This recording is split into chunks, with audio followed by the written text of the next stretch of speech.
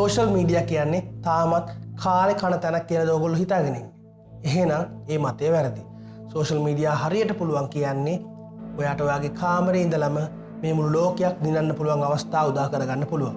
ඒ නිසා social media ගැන පැහැදිලිව ඉගෙන ගන්න එක අද කාලේ හැටියට ඉතාමත් වටිනා ආයෝජනයක්.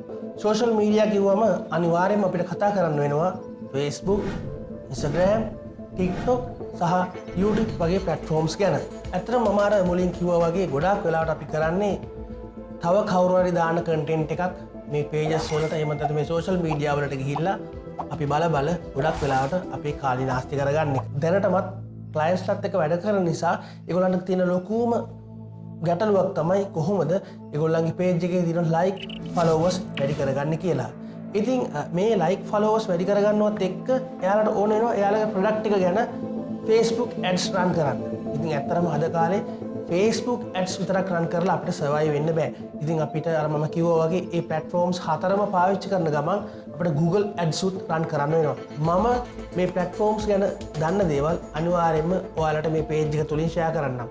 ඉතින් ඔයාලට පුළුවන් මේ videos බලලා ඔයගොල්ලන්ගේ social media platforms grow කරගන්න.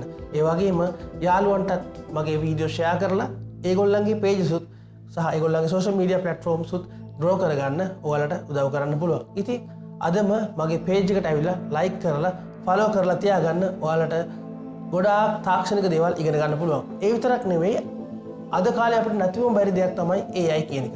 මේ AI කියන්නේ ෆොටෝ එකක් හදාගන්න එකවත් වීඩියෝ එකක් හදාගන්න එකවත් විතරක් නෙවෙයි. ඉතින් අපිට AI වලින් ගොඩාක් ප්‍රයෝජනයක් ගන්න පුළුවන්. ඉතින් මම AI ගැන මේ page එක තුලින් ඔයගලන්ට කියලා දෙනවා.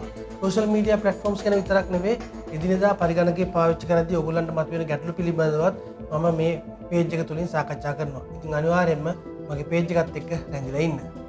මම තාරක දිසානායක ඔයගොල්ලන්ගේ digital mentor.